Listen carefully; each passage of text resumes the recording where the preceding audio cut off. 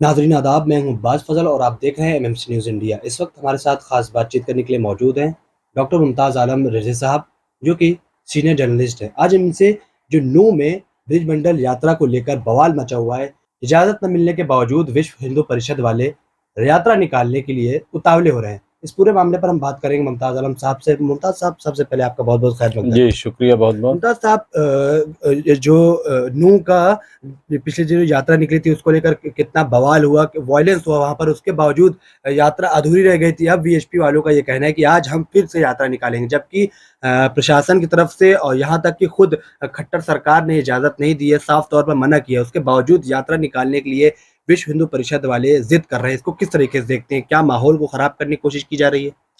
देखिए, मैं समझता हूँ कि जब हम बात कर रहे हैं तब वहाँ पे यात्रा जो है वो सांकेतिक एक तरीके से निकाली जा चुकी है। यात्रा पैदल नहीं बल्कि उनको जो प्रशासन है वो एक बस में 2-3 बसों में उनको ले जा कर के और मंदिर में जलाभिषेक वो कराया गया है। और ये अपने आप में एक बहुत ही अजीब-ओ-गरीब सूरत-ए-हाल है। देखिए, जहाँ तक अधूरी यात्रा का सवाल है, हम पहले भी कहते रहे हैं कि ये जो कुछ हुआ, उसके लिए प्रशासन ज़िम्मेदार है, उसके लिए सरकार ज़िम्मेदार है।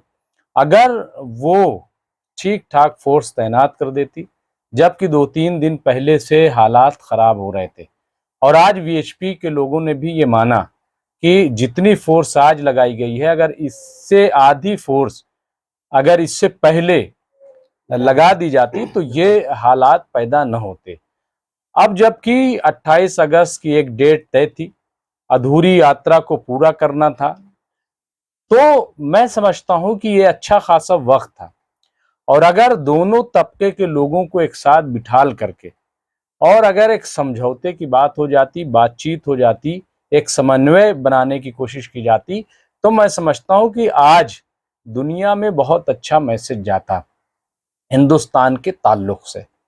आज देखिए कि नीरज चोपड़ा जिन्होंने गोल्ड मेडल एक तरीके से जीता है, तो ये एक हमारे सामने बड़ी कामयाबी। दूसरा, चंद्रयान 3 जो लैंड किया है वो एक बड़ी कामयाबी। और तीसरी बहुत बड़ी कामयाबी जो G20 की मीटिंग जिसकी हम मेज़बानी कर रहे हैं। तो ऐसे में अगर ये इस पर बहस हो रही हिंदू मुस्लिम को लेकर के या एक टकराव की सूरत, मैं समझता हूँ कि अच्छा नहीं है। और सरकार ने ये जो काम किया, भले ही उसको लग रहा हो कि उसने बहुत बड़ा तीर मार लिया है, लेकिन मैं समझता हूं कि ये भी अच्छा नहीं किया है। ये अच्छी बात नहीं है। आपने दुकानें बंद करवा दी, आपने आवाजाही रोक दी, आपने हर चीज फ्रीज कर दी, इसके बाद भी आप बस से ले जा रहे हैं। हाँ? होना तो ये चाहिए था कि दोनों तबके के लोग जो है वो मिल जाते, आप यात्रा निकलती, आप पूरा जो है चाक चौबंद इंतजामिया को रखते और वो मुस्लिम तबका जिनसे झगड़ा हुआ था या जो टकराव की सूरत पैदा हुई थी किसी भी वजह से, वो लोग इस यात्रा का इस्तकबाल करते।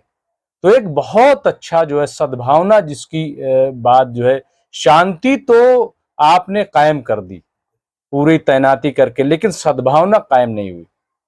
तो मुझे लग रहा है कि कहीं न कहीं ये साबित करने के लिए कि साहब एक तबका बहुत ज़्यादा खतरनाक है, या तो ये आप बताना चाहते हैं कि एक तबका इतना खतरनाक है कि हमें यात्रा को जो है इस तरीके से ले जाना पड़ रहा है। हाँ? जैसा कि वीएचपी के लोग और दूसरे लोग कह रहे हैं कि साहब नूह और मेवात जो है वो मिनी पाकिस्तान है। मतलब आप क्या बताना चाहते हैं? या दूसरा फिर आप ये बताना चाहते हैं कि जो यात्रा करने वाले लोग हैं वो बहुत खतरनाक हैं और उनको इजाजत नहीं देनी चाहिए। यानी कोई ना कोई तो है ना। तो मुझे लग रहा है कि ये बहुत अच्छा नहीं हुआ, ऐसा नहीं करना चाहिए था। प्रशासन को चाहिए था कि वो एक समन्वय, आप बताइए कि जब बाबरी मस्जिद का फैसला आना था तो पूरे हिंदुस्तान को कैसे जो है भाईचारे में तब्दील किया गया। जगह जगह गांव गांव जो है वो मीटिंगें हुई, गांव गांव जो है हिदायत जारी की गई।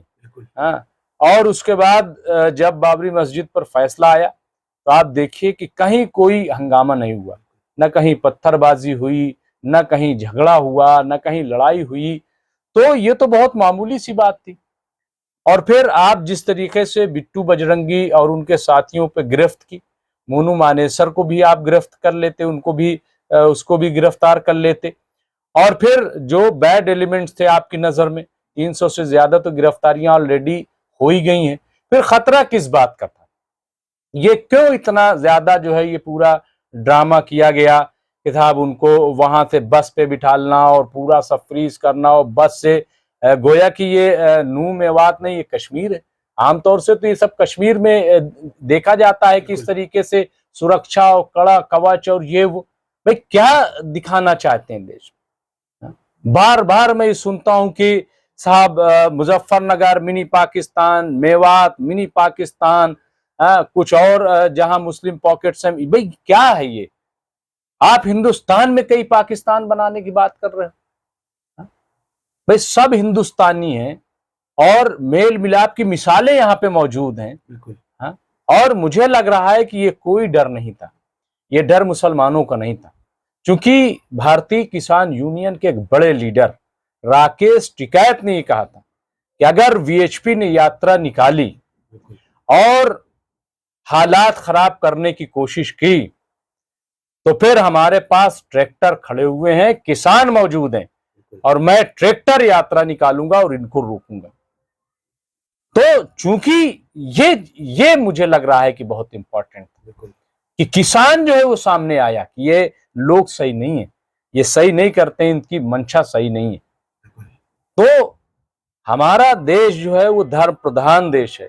जुलूस निकले, लोग मंदिरों में जाएं, लोग मस्जिदों में जाएं, लोग गुरुद्वारों में जाएं, लोग चर्च में जाएं, जैन मंदिर में जाएं, और तमाम जिसकी जो परंपराएं हैं वो सब परंपराएं जो हैं वो जरूर अदा की जानी चाहिए। और इसके लिए सरकार को चाहिए कि वो ये सब कुछ देखे और जुलूस भी निकले और शांति भी रहे। ये सरकार की जिम्मेदारी थी। इसलिए मुझे लग रहा है कि ये जो हुआ है, मुझे नहीं लग रहा है कि ये बहुत अच्छी चीज हुई है, ये बिल्कुल अच्छा नहीं हुआ है, मैं इसको बिल्कुल अच्छा नहीं मानता। साहब क्या लगता है कि एक तरफ से एक इजाजत भी नहीं दी गई और दूसरी तरफ से बसों में ले जाया जा रहा है, आखिर क्या वजह है? जब इजाजत नहीं दी गई तो बसों में क्यों ले जाया जा रहा है? देखिए ऐसा है कि चूंकि यात्रा को जो है वो सांकेतिक कह रहे हैं कि हम पूरा करेंगे, वीएचपी के जो लोग हैं उन्होंने, जो पदाधिकारी है, तो अब जाहिर है कि पैदल, चूंकि इजाजत सरकार ने पहले ही कहा कि हम नहीं देंगे इजाजत इसकी, और उसकी एक वजह तो ये, जैसा कि मैंने बताया कि राकेश टिकैत ने ये ऐलान कर रखा था किसानों ने कि अगर ये करेंगे तो हम उनके खिलाफ खड़े हो जाएंगे। नंबर एक। नंबर दो ये कि G20 का बहुत बड़ा सम्मेलन होना है, उसकी तैयारी है, खुदा न खास्ता कोई बात हो जाए, क्योंकि देखिए अच्छे बुरे लोग दोनों तरफ से हैं, और फिर एक तीसरी ताकत होती है जो नहीं चाहती कि शांति रहे, जो ऐसे माहौल का फायदा उठाती है, कोई पत्थर ही फेंक दे, कुछ कर दे, कुछ इस तरीके से। तो मुझे लग रहा है कि ये तमाम चीजें ऐसी थीं, तो इसलिए उनको एक बस में भर करके, चूंकि जलाभिषेक की इजाजत दी गई थी और ये कहा था कि इसमें आम लोग, तो आप देखिए कि जो लोग उसमें गए हैं वो वीएचपी के चंद मुंतखब लोग हैं, उसमें कोई अवामी सतह पर नहीं है, बल्कि अवाम, आप देखिए कि सबको कहा गया था कि अपने अपने जो आसपास मंदिर हैं वहां पे आप जलाभिषेक कीजिए, तो वो जलाभिषेक किया गया।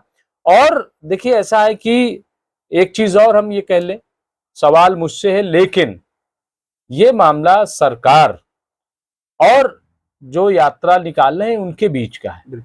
सरकार को जो अच्छा लगा, सरकार तो हालात देखती है, माहौल देखती है, और मुझे नहीं याद कि कभी जो मुस्लिम है उनको रोका गया हो और उन्होंने कोई यात्रा निकाली हो, कोई जुलूस निकाला हो, ऐसा मैंने देखा नहीं। अभी आप देखिए कि G20 की कॉन्फ्रेंस होने जा रही, 8 से 10 तक बिल्कुल दिल्ली में एक तरीके का लॉकडाउन हो जाएगा। तो जो जुलूस 7 सितंबर को निकलना था, जो दिल्ली का बहुत ही सफेद ताजिया या काला ताजिया जो निकलता है, जो पुरानी दिल्ली से लेकर के और शाह मर्दा तक जाता है, जोहर बाग तक, तो बहुत बड़ा तारीखी जुलूस है।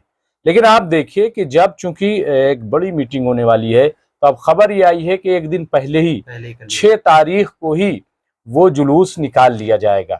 तो यही चीज है, देखिए समझदारी, यही चीज है हालात को देख करके।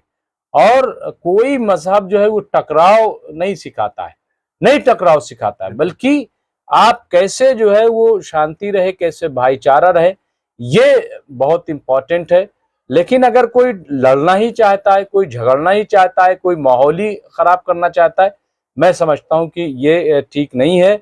अब आप देखिए कि सरकार भी उन्हीं की है, यात्रा भी उन्हीं की है, हाँ, सब चीज जो है तो वो लोग जाने कि ऐसा क्यों किया गया। लेकिन अगर मुझसे कोई पूछता है तो मैं यही चाहूंगा कि यात्रा बिल्कुल निकलनी चाहिए थी और एक सद्भावना का माहौल होना चाहिए था, ताकि पूरी दुनिया में एक बहुत अच्छा मैसेज जाए। और हमेशा गया है हिंदुस्तान में।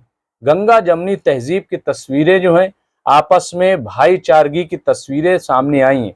मुझे नहीं लग रहा है, मुझे हैरत इस बात की है कि आखिर 2-4 सालों में ऐसा क्या हो गया कि टकराव की सूरत पैदा हो रही।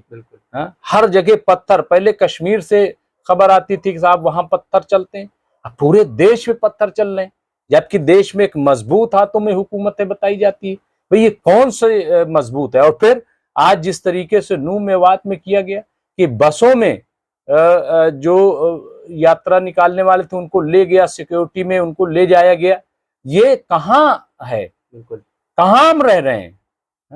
ऐसा नहीं होना चाहिए था। मैं इसकी बिल्कुल जो है वो कड़ी मजम्मत करता हूं। इसको यात्रा बिल्कुल निकलनी चाहिए थी, उनको सही डायरेक्शन में ले जाना चाहिए था लोगों को, थोड़े ही से लोग सही, लेकिन उनको पैदल यात्रा जो है उनको करवानी चाहिए थी। जो वाकई यात्रा का असल तरीका है। हाँ, जो तरीका है वो तरीका होना चाहिए था। और कहाँ का डर है, जब अगर पुलिस फोर्स आप लगा दीजिए, तमाम चीजों पे नजर रखिए, निगरानी रखिए, फिर जो लोग बैड एलिमेंट्स हैं इनकी नजर में, मैंने पहले भी बताया कि वो सब तो जेल में भेज दिए गए, तो अब डर किसका था। तो इसलिए मुझे लग रहा है कि ये तरीका ठीक नहीं है। और इससे तो ऐसा लग रहा है कि दूरी कम होने के बजाय दूरी बढ़ेगी, क्योंकि ये मैसेज जाएगा लोगों में कि मुसलमानों की वजह से, एक खास तबके की वजह से ये यात्रा नहीं निकाली गई।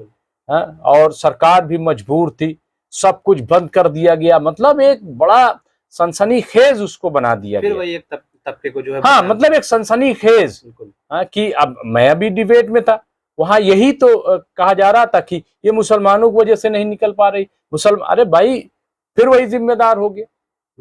जबकि बार बार मुसलमान ही कह रहे थे, उनकी तरफ से मैं रिपोर्टें कई मैंने देखी हैं कि नूह के लोग कह रहे थे कि नहीं बिल्कुल यात्राएं निकली। कांवड़ जब निकलता है, आप देखिए कि वहां पे नूह और मेवात के मुसलमान उनको पानी पिलाते हैं, उनके खाने पीने के इंतजाम करते हैं, उनकी खिदमत अंजाम देते हैं। आप देखिए तस्वीरें मौजूद है। तो बैड एलिमेंट्स हैं तो वो सरकार उन पे नजर रखे, और एक भाईचारा सद्भावना का मैसेज दिया जाना चाहिए था, वो नहीं दिया गया। लेकिन आइंदा मैं समझता हूं कि इस किस्म की तस्वीर आनी चाहिए नूह मेवात से, कि जहां यात्रा निकले, ब्रिजमंडल यात्रा निकले अपने पूरे शान और शौकत के साथ, और उसका इस्तकबाल जो है नूह मेवात में वहां के जो बाशिंदे हैं, मुस्लिम हैं, वो उनका स्वागत करें। तब मैं समझता हूं कि सही भारत की तस्वीर सामने आएगी। मुमताज साहब बहुत बहुत शुक्रिया। तो नाज़रीन, देखा आपने, इस वक्त हमारे साथ खास बातचीत करने के लिए मौजूद थे डॉक्टर मुमताज आलम रिजवी साहब। आज इनसे जो नूह में वीएचपी की जानिब से ब्रिजमंडल यात्रा निकली है, इस पर हम खास बातचीत कर रहे थे। हम फिर आज कुछ बड़ी खबरों के साथ, देखते रहिए एमएमसी न्यूज़ इंडिया नई दिल्ली। शुक्रिया, खुदा हाफिज।